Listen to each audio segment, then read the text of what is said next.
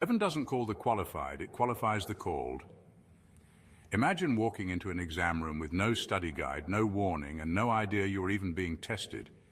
Yet somehow you scored 100%. Sounds impossible, right? But that's exactly what just happened. While you were fighting battles, enduring betrayals, and navigating delays, heaven was silently grading you. And guess what? You passed, with flying colors. Here's a fact. Some of the greatest leaders in history didn't even know they were being prepared for their destiny until they were already walking in it. Moses thought he was just herding sheep. Esther, just another girl in the palace. Joseph, just a prisoner with a dream. And yet all of them were secretly taking a divine exam that would position them for greatness.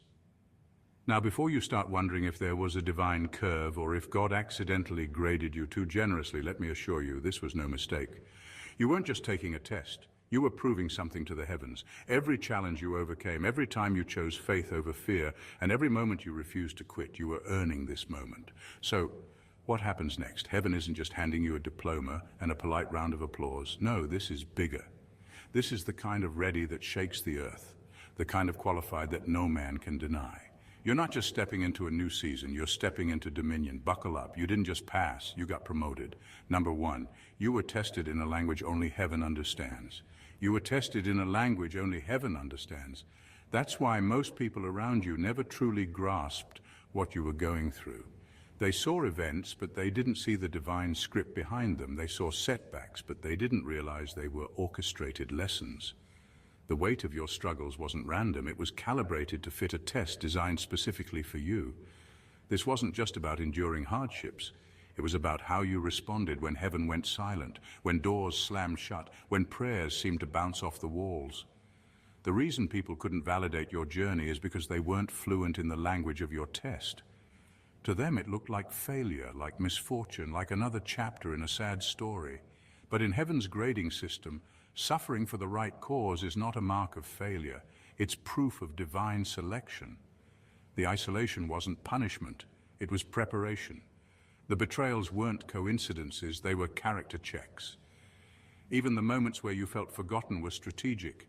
Heaven needed to see if you would still believe without confirmation, still move forward without applause, still trust without evidence. Some lessons were disguised as losses. Some answers came wrapped in pain. And because this was a test designed just for you, no one else could fully understand what you were facing. They could sympathize, they could guess, but they couldn't decode it because it wasn't meant for them to understand. This was never about proving yourself to people. This was about proving yourself to God. And now that heaven has assessed every answer, seen every sacrifice, and counted every unseen act of faith, the results are in. You didn't just pass, you mastered the test. And since heaven never wastes readiness, something is about to shift. Because when God declares you ready, no force on earth can hold you back. Number two, heaven's grading system is not like earth's. Heaven's grading system is not like earth's. Down here, success is measured by numbers, titles, applause, and visible achievements. The world says you're winning if you're wealthy, if your name is known, if you have the right connections. But heaven doesn't measure greatness that way. While others were looking at how far ahead or behind you were in life, heaven was grading something completely different.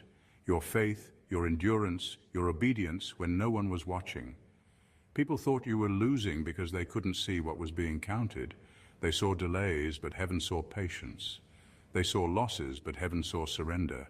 They saw rejection, but heaven saw unwavering trust. Every time you remained faithful when walking away would have been easier. Every time you chose integrity over convenience, every time you worshipped in the middle of disappointment, you were scoring points no one else even knew existed. This is why so many misunderstood your journey. They expected immediate rewards, but heaven doesn't hand out trophies for halfway obedience. There were things you had to go through that looked like setbacks, but they were divine filters, removing what wasn't meant to follow you into your next season. Some opportunities had to pass you by because they would have derailed your calling. Some relationships had to break because they were weakening your foundation. Some prayers had to go unanswered because they would have given you what you wanted at the cost of what you needed. Heaven doesn't rush promotions. When God calls you ready, It's not based on how many people agree or how perfect your life looks. It's based on what you've survived and how you survived it. The world thought you were stuck. Heaven saw you being positioned. And now that the test is over, the result isn't just a pass, it's an elevation. Because when God says you're ready, no one can say otherwise. Number 3, you were being examined in silence. You were being examined in silence. That's why, in your hardest moments, it felt like heaven was quiet. No signs, no confirmations, no sudden breakthroughs, just silence.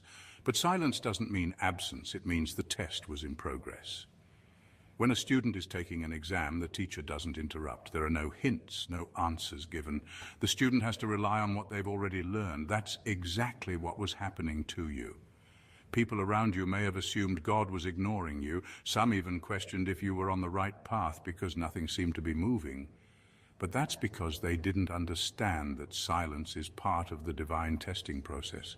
This was never about whether you could hear God in the easy seasons. It was about whether you could still trust him when he wasn't speaking.